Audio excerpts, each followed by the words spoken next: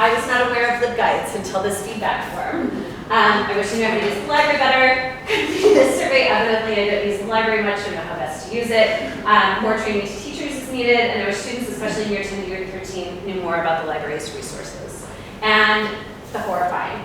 Are you aware that the library can acquire and curate resources for you in your classes?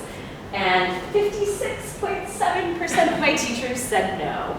I think there is an explanation for this. Again, I work in a relatively large school. We have about 200 teaching staff in the senior school. I tend to, and this is the way that these things tend to happen in the school, I tend to reach out to heads of faculty and heads of department. That is probably where this number is coming from. But I'm realizing I assumed that was trickling down more, and I think this was a big lesson for me. I thought that this was going to be like, I didn't even put this question in that seriously. I thought it was going to make me look really good, because I thought it was going to come back and say that like 95% of them knew that. And so this was honestly, this was a sort of a bit of a lesson for me that I need to, and I do general outreach to teachers, but clearly this particular message hasn't gotten through. And that was, anyway, I learned a little something from that. So this is, again, kind of going back directly to libguides. And I knew this. Our schools had a huge push in the last couple of years towards OneNote. We have our director of tech is very big on OneNote. And so when asked, the teachers said 82.8% of them said that OneNote was their preferred platform. You'll notice libguides in the green doesn't even appear up here. So I think this message is pretty clear, and I've sort of known this for a while, which is part of the sort of reason to reassess all of this. However, that said, again, questions I was afraid to ask. When did you last visit the library website? So actually this is pretty good. We have roughly 2/3 of teachers have visited the library website in the last week or the last month.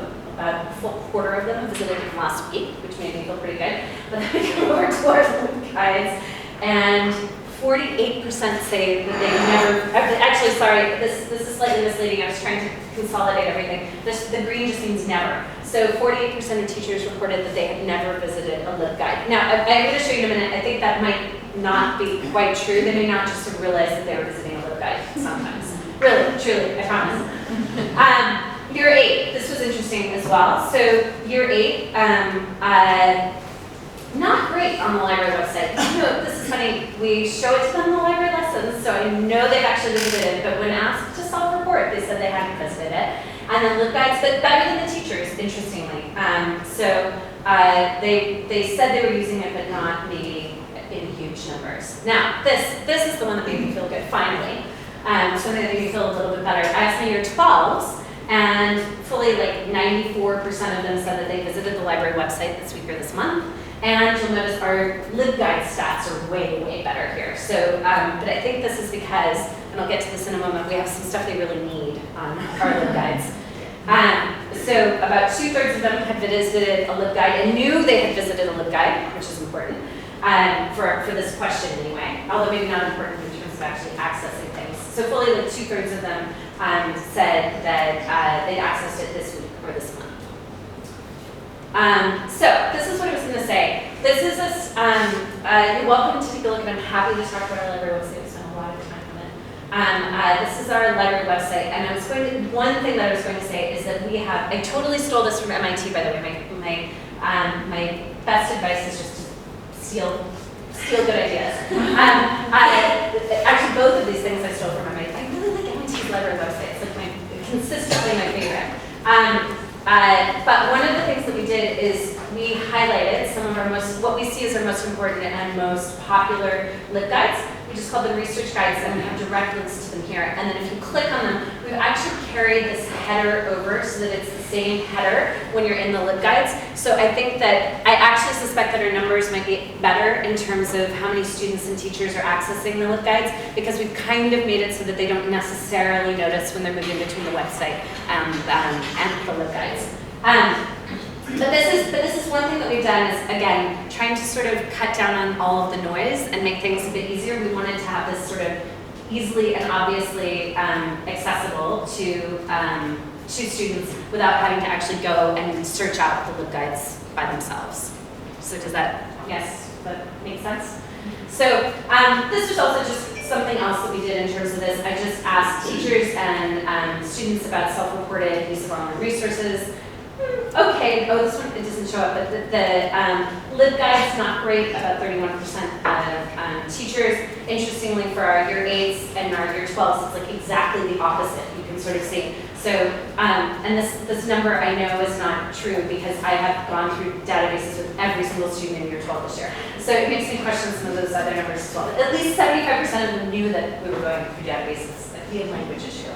But LibGuides and databases did really well here, whereas our ebooks and audiobooks did really well with year 8.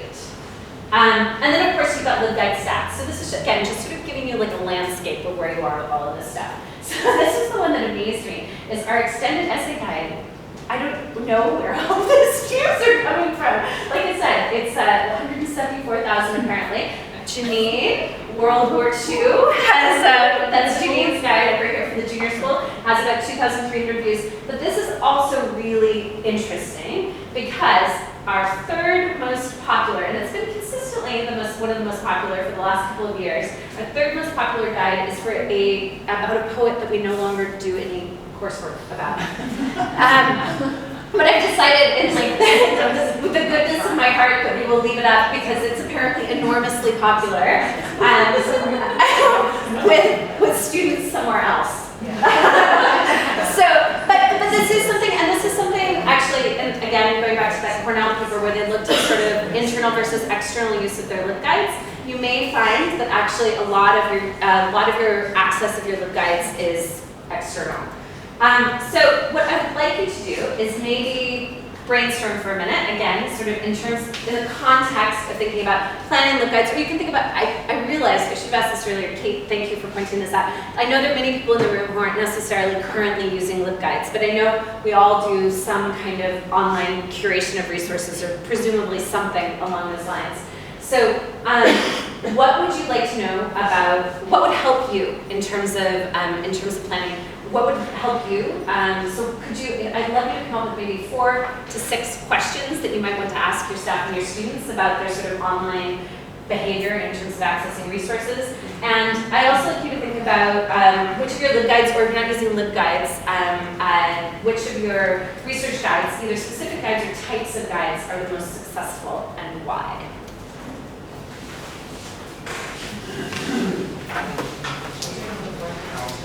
Could you put oh yeah, sure. So remind me of the content.